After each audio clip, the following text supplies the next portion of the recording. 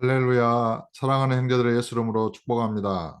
오늘은 하나님 나라를 품은 사람, 칭의와 성화에 대한 고찰 두 번째 시간입니다. 구원이란 무엇인가? 그리고 믿음이란 무엇인가? 우리가 예수를 믿음에 의해서 은혜를 얻은 구원이 인간의 행실에 의하여 취소될 수 있는가? 이런 근본적인 문제에 대해서 믿음이란 무엇이고 구원이란 무엇인가에 대한 근원적인 질문을 던짐으로 이 문제를 이 시간 해결해 보겠습니다. 먼저 페이지 120페이지입니다. 마태복음 25장 1절로 13절의 말씀입니다.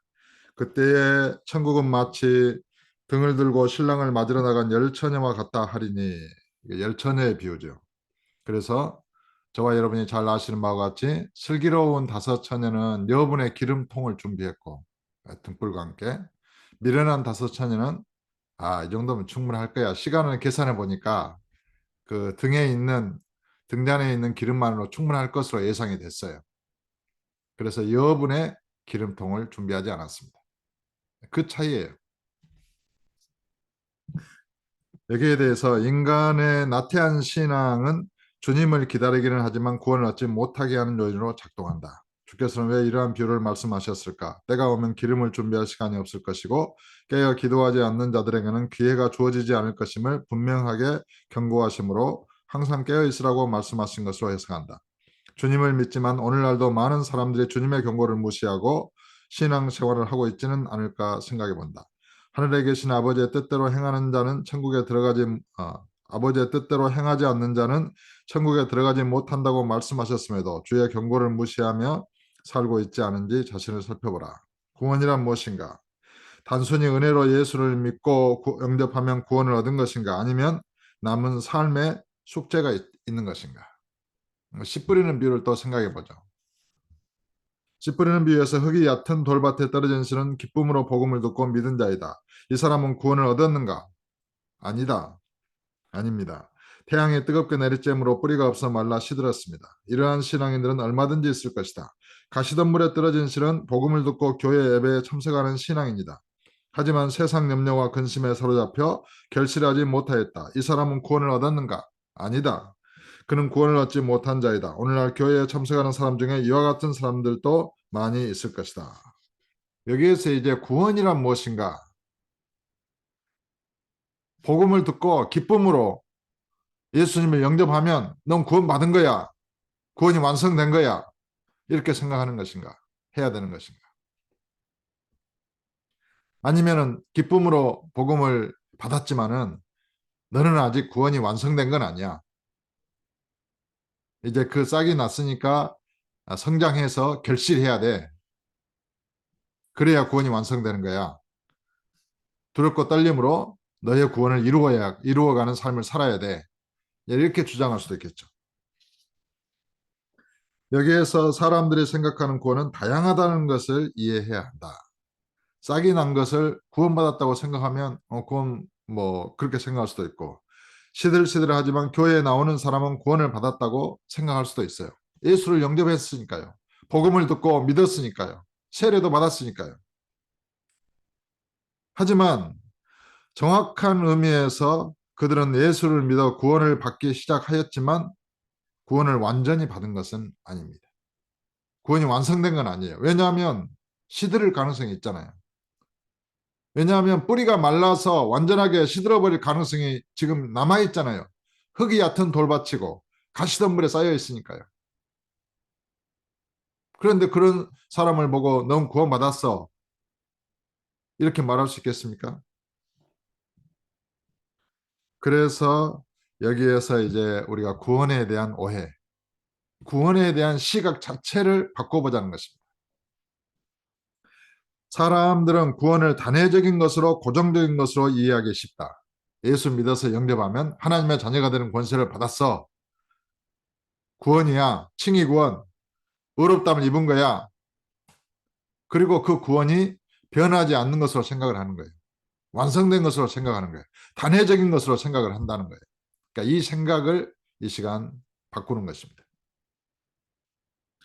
구원은 주님과의 살아있는 인격적 신뢰 관계로부터 발생하는 것으로서 이례적인 것도 아니며 고정적인 수학 공식과도 같은 것이 아니다. 지금 믿은 자가 내일 주님을 부인할 수도 있고 오늘 주님을 믿지 않는 자가 내일 믿고 구원을 얻을 수도 있다. 그리고 구원은 끝까지 믿어야 하고 결실한 상태가 구원이라고 말할 수 있다. 3년 동안 기른 무화과 나무가 결실하지 못하였을 때 주님은 찍어버리라고 말씀하셨다. 즉 구원은 열매를 맺은 나무의 상태이다. 싹이 났지만 그것이 온전한 구원이 아니에요. 물론 구원받은 자의 생명을 가지고 있죠. 예수의 생명을 가지고 있죠. 성장했어요. 아, 나무가 컸어요. 굉장히 신앙생활도 잘해요. 헌신도 잘해요. 그러나 구원이 완성된 건 아니에요. 구원받은 자로서 지금 한참 성장하게 가고 있는 것이죠. 그리고 결실을 했어요. 이게 온전히 구원받은 자예요. 결실했어요. 결실. 이것이 누가복음 13장 6절로 7절에 이에 비유로 말씀하시되 한 사람이 포도원에 무화과 나무를 심은 것이 있더니 와서 그 열매를 구하였으나 얻지 못한지라. 포도원지기에게 이르되 내가 3년을 와서 이 무화과 나무에서 열매를 구하되 얻지 못하니 찍어버리라. 어찌 땅만 버리게 하겠느냐.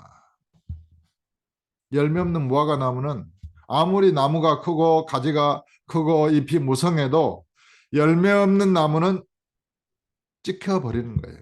찍어버리라는 거예요, 주님께서.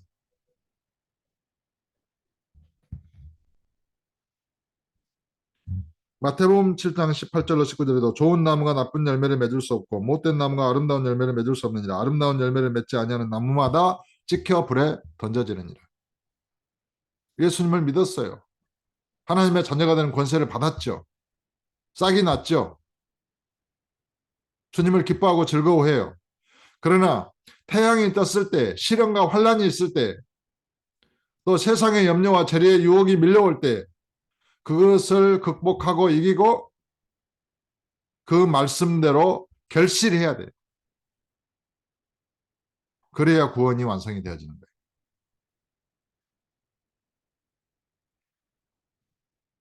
하나님 아버지의 뜻대로 살지 않으면서, 살지 못하면서 내가 아버지의 뜻인 것을 알아요. 근데 삶 속에서 많이 거역을 하고 있어요. 그거는 아버지의 뜻대로 행하는 자가 아니죠. 열매를 맺은 자가 아니죠. 천국에 가겠어요? 못 갑니다. 온전히 회개하셔야 됩니다.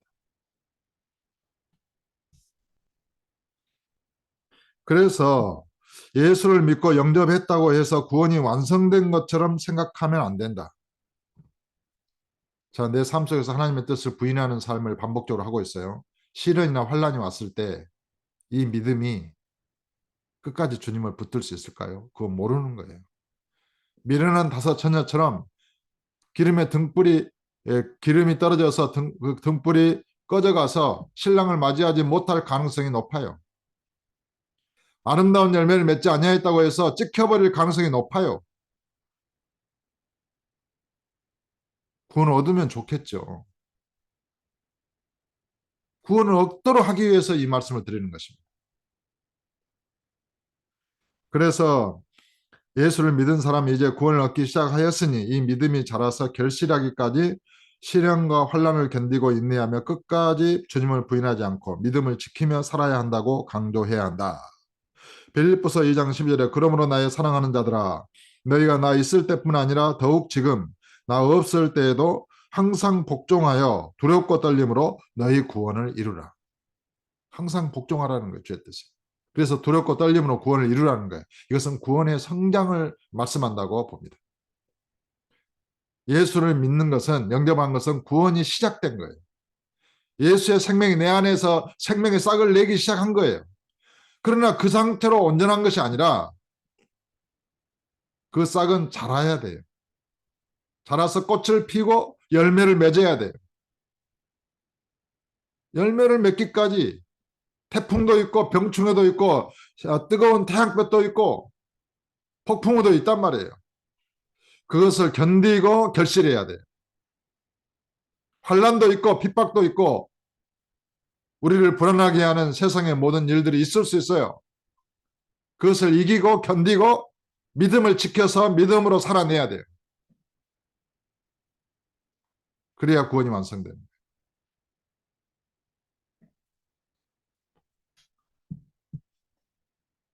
그래서 구원의 시작이 있고 완성이 있다 이렇게 생각을 해야 돼요. 구원은 시작이 있고 성장이 있고 완성이 있는 거예요. 마찬가지로 구원을 이루는 건 뭐예요? 믿음이잖아요. 믿음도 시작이 있고 성장이 있고 완성이 있는 거예요. 당연하게. 그런 문제가 해결되는 것입니다. 모든 그런 해석에 있어서 그런 문제가 해결이 되는 것입니다. 믿음도 구원과 마찬가지로 싹이 난 어린 상태가 있고 성장하는 단계가 있으며 결실하는 단계가 있다. 믿음 이퀄 구원이에요. 믿음의 시작, 구원의 시작. 믿음의 성장, 구원받은 자의 성장. 믿음의 완성, 구원의 완성. 우리의 이 인생이 끝날 때까지 믿음은 완성되지 어떤 계속해서 성장할 거예요. 그리고 이 육체의 인생이 끝나는 순간 우리의 믿음은 완성될 거예요. 구원도 마찬가지예요.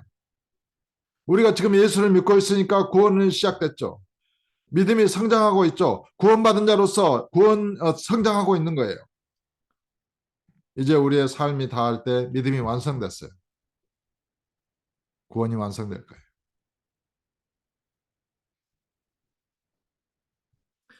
베드로후서 3장 18절에 오직 우리 주 곧 구주 예수 그리스도의 은혜와 그를 아는 지식에서 자라가라. 영광이 이제와 영원한 날까지 그에게 있을지어다. 지금 한참 믿음으로 성장하고 있어요.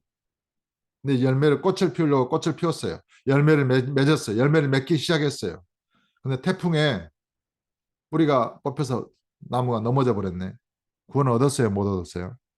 구원 얻지 못하죠. 태풍을 견뎌내야 돼요. 지금 내가 열매를 맺고 있다고 해서 구원 안심하면 안 되는 거예요. 주님 오실 때까지 끝까지 우리는 주님을 붙들고 의지하는 믿음을 지켜야 돼요. 믿음 안에서 살아야 돼요. 이제 선명해지죠. 믿음과 구원.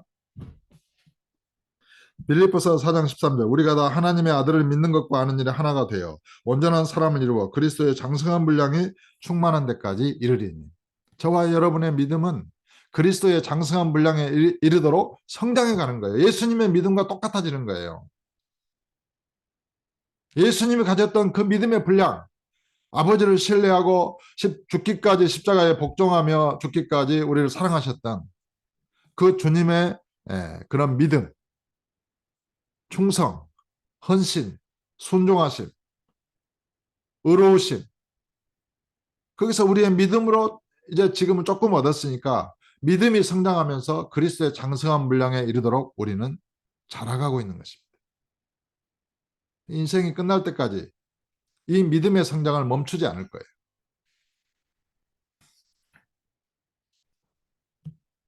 그래서 124페이지 그리스도를 아는 지식과 아는 것에 믿음은 비례할 것이다.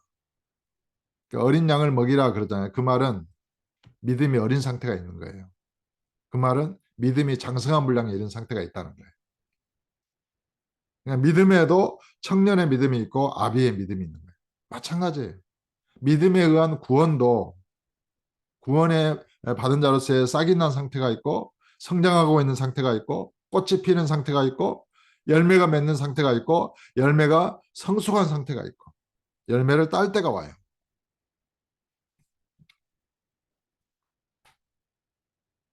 요한일서 2장 13절에 아비들아 내가 너희에게 쓰는 것은 너희가 태초부터 계신 일을 알았으며 청년들아 내가 너희에게 쓰는 것은 너희가 악한 자를 이겼습니다. 그러니까 믿음은 어렸을 때는 약할 수 있어요. 그러나 청년의 신앙으로 성장하면 흉악한 마귀를 이기는 거예요. 아비의 정도로 믿음이 성장하면 어린 양을 먹이면서 길러낼 수 있는 거예요. 믿음도 마찬가지로 고정된 공식이나 도구마가 아닌 살아있는 실체이다. 그러니까 어떤 사람은 믿음을 쇠붙이처럼 바이러스가 틈타지 못하는 쇳덩어리처럼 생각을 하는 사람도 있더라고요. 그게 아니고 믿음은 살아있는 인격체예요. 살아있는 실체란 말이에요. 그래서 믿음이 병들 수도 있고 믿음이 연약해질 수도 있고 믿음이 강해질 수도 있고 믿음은 성장하는 거예요. 주님과의 연합에서 발생되고 주님으로부터 나오는 살아있는 실체이다. 이것이 믿음이에요. 은혜에 의하여 믿음으로 얻는 구원의 열매가 포함되어 있다면 그러니까 구원은 열매가 있어야 구원이잖아요. 은혜와 믿음에도 행함이 포함된 것이에요. 그러니까 내가 예수를 믿었어요. 구원이죠.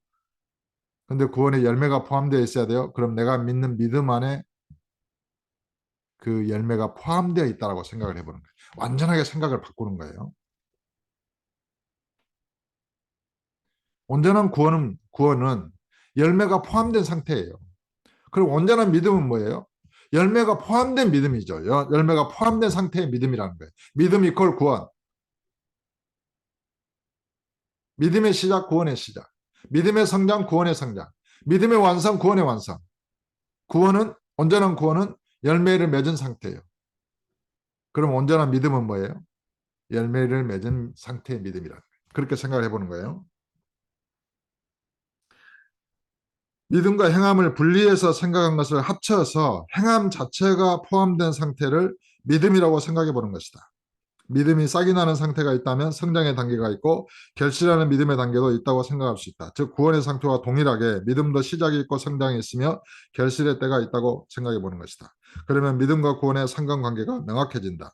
구원은 믿음에 의하여 얻는데 믿음 안에 행실이 들어있다면 행함이 있는 믿음이기에 믿음으로 얻은 구원에도 행함이 들어있고 결실하는 상태가 포함되게 된다. 즉 온전한 구원의 상태라면 그 믿음도 온전한 것이다.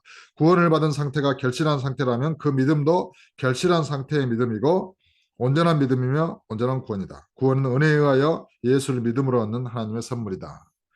에베소서 2장 8절 9절에 너희는 그 은혜에 의하여 믿음으로 말미암아 구원을 받았으니 이것은 너희에게서 난 것이 아니요 하나님의 선물이라 행위에서 난 것이 아니니 이는 누구든지 자랑하지 못하게 함이라. 믿음 외에 인간의 선한 행실을 생각하지 말고 믿음 자체 안에 행함이 포함된 열매가 포함된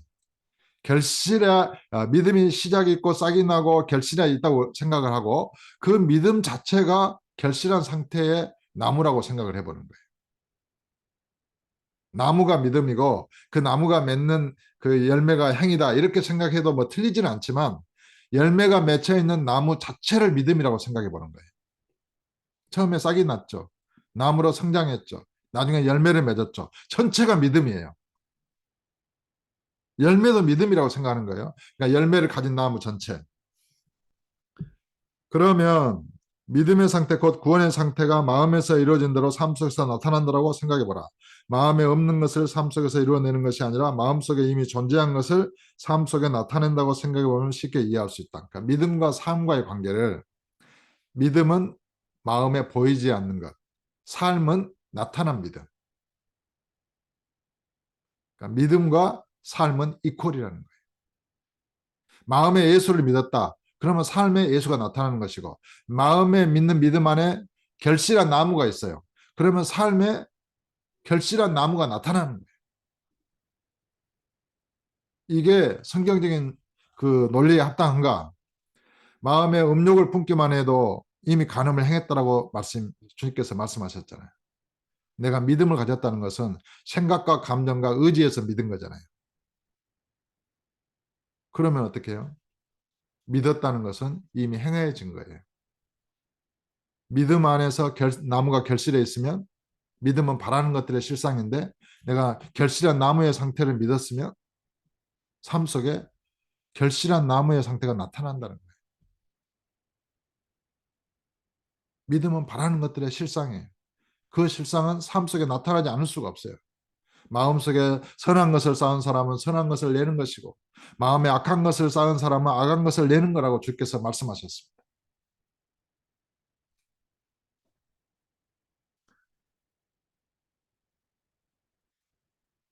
그래서 누가복음 6장 45절에 선한 사람은 마음에 쌓은 선에서 선을 내고 악한 자는 그 쌓은 악에서 악을 내나니 이는 마음에 가득한 것을 입으로 말함이니라. 마음에 쌓아진 것은 이미 행해진 것이다. 마음의 믿음을 가진 자는 그 믿음대로 이미 행한 자이다. 126페이지. 이것은 믿음 안에 행함을 포함시켜 믿음 안에 자체 안에 행함을 포함시키는 거예요. 포함시켜 행함이 없는 죽은 믿음이 되지 않게 하고 믿음 자체 안에 행함이 들어있으니까 열매가 들어있으니까 죽은 믿음이 아니죠. 삶 속에서 반드시 열매를 맺는다는 거예요. 그리고 믿음으로 얻는 구원에 열매가 포함되도록 하여 그러니까 믿음으로 얻는 구원에도 열매가 포함되어 있죠. 당연하게. 되도록 하여 온전한 구원에 이르게 하며 구원받은 자의 삶이 마음에 믿은 대로 나타난 것임을 증거하기 위한 것이다. 구원받은 자의 삶이라고 하는 것은 구원과 똑같은 거예요. 마음에 구원받은 자의 열매가 들어있으면 그 삶은 열매로 그냥 나타나는 거예요. 믿음 이퀄 구원 이퀄 구원받은 자의 삶. 이게 삼위일체예요. 그래서 믿음에 바라는 행함이 들어있다고 생각해보라. 마음에 믿은 실상이 열매 없는 나무라고만 생각한다면, 그러니까 믿음을 단지 고백했어. 행함은 나중에 해야 돼. 하면 그 믿음 안에는 행함이 들어있지 않잖아요. 그렇게 열매가 없는 나무라고만 생각한다면 믿음을 열매 없는 나무만 삶에 나타난다. 내가 아무리 그런 믿음을 가지고 행하려고 해도 행해지지 않는 거예요. 왜냐하면 믿음 안에 자체 안에 열매가 없기 때문에, 행함이 없기 때문에. 굉장히 중요한 논리입니다. 반대로 마음에 믿은 실상 안에 열매가 맺힌 나무가 있다면 그 삶은 열매가 맺힌 상태로 나타날 것이다. 마음에 믿은 것이 바라는 것들의 실상이다. 그런데 이 믿음 안에 포함된 행함이 우리 인간의 것이라면 문제가 발생한다. 여기에 이제 굉장히 중요한 논점이 존재하죠. 믿음 안에 행함이 있어요. 열매가 맺혔어요. 근데 그 행함을 인간의 선한 행실로 해석한다면 문제가 생기는 거예요. 그러면 구원은 온전한 은혜의 선물이 아니잖아요. 여기에서 이제 오늘 기적이 발생하는 것입니다. 믿음 안에 포함된 열매, 행함은 나의 행함이나 믿는 자의 열매가 아니에요. 예수 그리스도의 행하심이에요. 예수 그리스도의 순종하심, 의로우심, 그분의 성품과 인격, 그 거룩하심, 그 영광스러우심. 그 예수를 믿는 자는 예수님이 가지신 믿음과 소망과 사랑 그 모든 것들을 다 얻는 거예요. 동시에. 예수님의 의로운 순종하심이 나의 순종하심이 되어버리는 거예요. 아담이 한 사람의 범죄한 것 함으로 인해서 모든 사람이 죄인이 됐잖아요. 똑같은 논리로 예수님의 한 사람의 의로운 순종하심으로 예수를 믿는 사람은 모든 사람이 의롭게 되는 거예요. 의로운 자로 인정을 받는 거예요. 의롭게 되는 거예요. 의로운 순종을 한 자로 하나님께서 보시는 거예요. 실제로 내면도 의롭고. 그래서 구원에 인간의 공로가 포함되어 있다면 은혜로 받는 선물을 훼손하게 되잖아요. 그래서 믿음 안에 인간의 행실이 아닌 곧 나의 행실이 아닌 그리스도의 행실을 포함시키는 순간 기적이 일어나는 거예요. 나는 아무 공로가 없어요. 나는 아무런 의로운 행실이 없어요. 근데 예수를 믿는 순간 예수님의 의로운 행실이 나의 행실이 되어지기 때문에 하나님 앞에 의로운 자로 인정받고 의로운 자로 서는 거예요. 의롭게 된 자 돼버리는 거예요. 예수님의 의로운 행실로 말미암아. 그러니까 우리가 가진 믿음은 예수님의 선하신 의로우신 행실로부터 나온 거예요. 십자가의 죽으심과 부활하심, 승천하심 그 모든 능력의 그런 행하심을 우리가 믿음으로 받은 거예요. 그러니까 우리가 가진 믿음은 예수님의 행하심으로부터 발생한 것이죠. 그리고 우리의 믿음에 예수님의 행하심이 가득 들어 있으니까 믿는 자의 삶에 예수님의 행하심이 그대로 나타나는 거예요. 나의 행위가 아니라 예수님의 행실이 나타나는 거예요.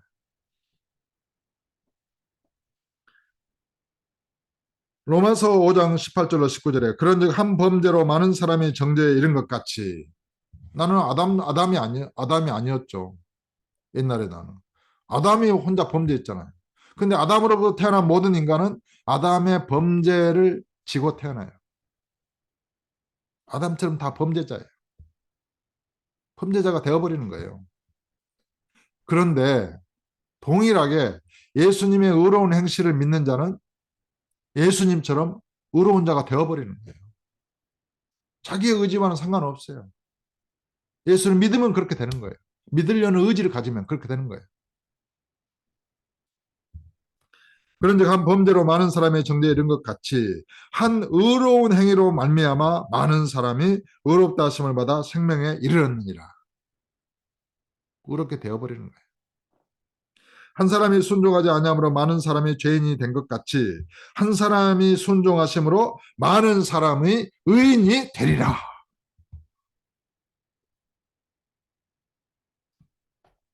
아담의 범죄는 곧 나의 범죄이다. 동시에 예수를 믿은 나에게 그리스도의 의로운 순종은 나의 의로운 순종이 되었다. 이게 하나님의 은혜예요. 인간의 아무런 공로, 행위 없이 예수를 믿을 때 예수님의 의로운 행실로 말미암아 내가 의로운 자가 된다는 거예요. 이것이 믿음이다. 믿음의 내용이다. 그리스도의 순종이 믿음으로 말미암아 나의 순종이 되어버린 것이다. 이것이 은혜요 구원이며 선물이다. 그래서 구원은 예수를 믿으면 구원받는 거예요. 예수님의 의로운 행실로. 구원, 그것이 구원의 완성이 아니라 이제 시작된 거예요. 시작. 구원의 시작. 그러면 어떻게 됩니까? 예수님이 내 안에 들어와서 나를 의롭게 만드셨잖아요. 그 믿음의 상태는 다양하겠죠. 그러면 이제 믿는 자가 삶을 살아야 되잖아요. 그럼 믿음이 성장해요. 어떻게 되겠어요? 예수님으로부터 의로운 가지가 하나가 딱 발생을 하는 거예요. 싹이 나. 그게 믿는 자의 의로운 삶이에요. 거기서 가지가 굵어지면서 꽃이 피고 열매를 맺어요. 그것이 믿음이 성장하고 믿음이 완성돼가는 과정이에요. 그러면은 구원받은 자도 그렇게 믿음대로 성장하고 있고 완성되어 가겠죠.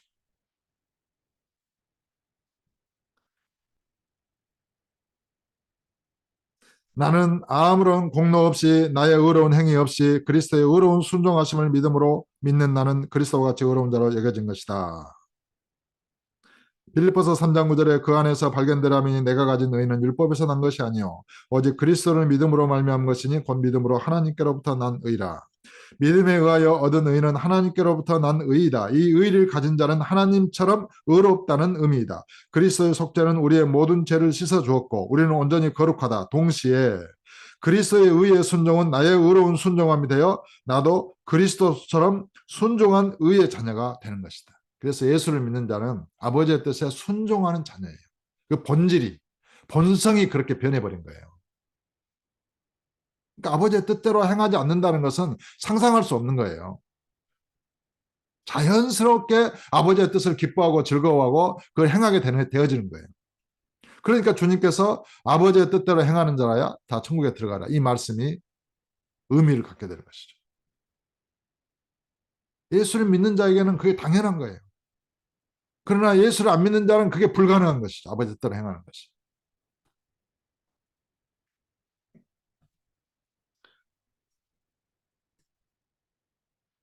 그래서 단순히 우리가 예수를 믿을 때 단순히 죄를 안 지은 자로서 여겨진 것이 아니라 내가 죄를 용서받았어. 너는 무죄야. 단순히 그런 상태가 아니라 그리스도와 같이 의롭게 순종한 자로 여겨지는 것이다. 너는 예수를 믿는 너는 거듭난 너는 예수님처럼 의롭게 순종하는 자야. 이미 순종한 자예요. 그 순종한 예수님의 성품과 인격, 그리스도의 본성, 그 생명, 사랑 그것을 가진 거예요. 근데 이제 시작이에요. 싹으로, 씨로 그걸 받은 거예요. 그래서 삶 속에서 이제 가지가 나서 꽃이 피고 가지가 굵어지고 열매를 맺어야 되는 거예요. 그래서 그리스도의 몸된 교회가 성장하고 하나님 나라가 확장이 되고 이 땅에 하나님 나라가 이루어지는 것이잖아요.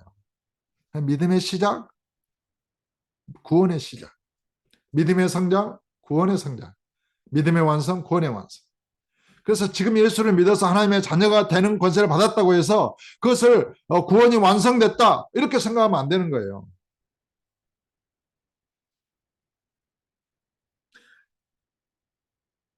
그래서 믿음 안에 순종하는 그리스도의 의의 행실이 포함되어 믿음 안에 그리스도의 의의 행실이 포함된 거죠. 구원받은 자의 삶은 의의 순종의 열매가 가득한 삶이 되는 것이다. 이러한 믿음과 구원과 구원받은 자의 삶의 해석은 진리와 일치한다. 은혜로 인하여 믿음으로 구원을 얻는다는 진리와 일치하고 구원이 열매를 맺은 상태임을 설명함에도 일치하고 삶 속에서 의의 열매를 맺는 삶이기에 구원받은 자의 삶으로 합당하다. 그리고 아버지의 뜻대로 행하는 자라야 천국에 들어가리라는 말씀에도 합당하고 아름다운 열매를 맺지 아니하는 나무는 찍혀 불에 던져지라는 경고의 말씀에도 어긋나지 않는다. 거짓된 자들이 천국에 들어가지 못하도록 심판하시는 주의 판단에도 합당하고 모든 삶이 은혜로 되어졌음을 증거함에도 합당하다. 내가 이제 믿음의 의로운 삶을 살았어요. 열매를 맺었어요. 그게 내 공로인가요? 인간의 선한 행실인가요? 아니에요. 내가 그리스도를 믿음에 의해서 그리스도로부터 발생한 의의 가지예요. 그게 의로운 삶이에요. 내가 사는 것이 아니라 내 안에 그리스도께서 사시는 거예요. 내가 받은 은혜로, 성령의 권능에 의해서 은혜로 열매를 맺는 거예요. 나도 열매를 맺으려고 힘쓰고 애쓰죠. 근데 그 모든 자체가 은혜예요. 구원받은 자는. 이 만물 전체가 예수님의 은혜에 의해서 창조되었고, 구원 자체도 예수님의 은혜이고, 구원의 성장도 하나님의 은혜로 말미암아 이루어지는 거예요. 근데 거기서 이제 많은 사람들이 하나님의 구원의 은혜를 알지 못하고 자기의 공로를 주장한다든가 자기가 주체가 돼서 행하려고 한다든가 그럴 때 이제 성장하는 데 실패한다는 것입니다. 여러분 뭔가 그림이 선명하게 그려지지 않습니까? 삶의 아름다운 열매는 마음에서 이미 믿어진 은혜로 말미암은 것이기에 인간의 자랑은 없다. 내가 의로운 믿음의 삶을 살아서 아름다운 열매를 많이 맺어서 전도를 많이 했어. 아, 내가 전도 많이 했다. 이제 내가 하나님 앞에 칭찬을 받을 거야. 물론 하나님께서 기뻐하시지만, 물론 그에게 전도 많이 한 자에게 하나님께서 은혜를 많이 주시고 영광을 많이 주시겠지만, 사실은 하나님의 은혜예요, 그게. 그걸 알아야 돼요. 그 은혜를 모르면 금방 추락하고 말 거예요. 내 힘으로요? 아니요. 주님의 은혜로. 주님 감사합니다. 내가 무엇이게 이렇게 전도를 많이 하게 하셨나이까. 주님 감사합니다. 나를 통해서 이렇게 아름다운 열매를 맺게 하시다니 주님 영광을 받으시옵소서. 그러니까 주님께 영광을 돌리는 거죠. 마음에 그리스도가 있으면 그리스도가 나타나고 마음에 그리스도의 의로운 순종이 믿어졌으면 그리스도의 의로운 순종이 나타나는 삶을 살고 만약에 그리스도가 나타나지 않았다면 그 사람은 지금 거짓된 믿음을 갖고 있고 거짓말을 하고 있는 것이죠. 그래서 요한일서 1장 6절에 만일 우리가 하나님과 사귐이 있다고 어둠에 행하면 거짓말을 하고 진리를 행하지 아니함이거니와. 예수를 믿는 사람이 어둠 가운데 죄를 범해요. 그 예수 믿는 사람 아닙니다. 거짓말하는 자예요. 마귀에게 속한 자다 그 말이에요. 요한일서 2장 6절에 그의 안에 산다고 하는 자는 그가 행하시는 대로 자기도 행할지니라. 이것이 믿음이죠. 복음이죠. 나 예수 믿고 거듭나서 주님 안에 있어. 그 사람은 예수님이 행하시는 대로 행하라는 거예요. 그 사람이 주님 안에 있는 자예요. 예수님 안에 있다라고 말하면서 예수님이 행하시는 대로 행하지 않는다. 그건 거짓말하고 있는 거죠. 거짓말하는 자는 천국에 못 갑니다. 불과 유황물에 불과 유황이 타는 그 불못에 던져지리라 기록됐습니다. 그래서 그리스도의 행하심이 없는 믿음은 죽은 거예요. 내가 그리스도를 믿을 때 단지 내가 예수를 믿어 신앙 고백 이렇게 단지 그것이 아니고 그 믿음 안에 예수님의 행하심이 가득 들어있는 거예요. 그 예수님의 생명, 그 영광의 힘, 사망을 이기신 부활의 권능, 천지 만물을 창조하시고 다스리시는 그 권세와 영광. 믿음은 강력한 것이죠. 믿음은 세상보다 큰 것입니다. 그리고 믿음은 예수 그리스도를 믿는 것이기 때문에 그리스도에 의하여서 모든 세상을 이길 수 있게 하는 그 능력인 것입니다. 우리가 가진 믿음이 세상을 이기는 것입니다. 세상을 살기가 힘들다고요? 믿음을 구해야죠. 주님을 안 믿고 있는 것이죠. 주님은 전능하십니다.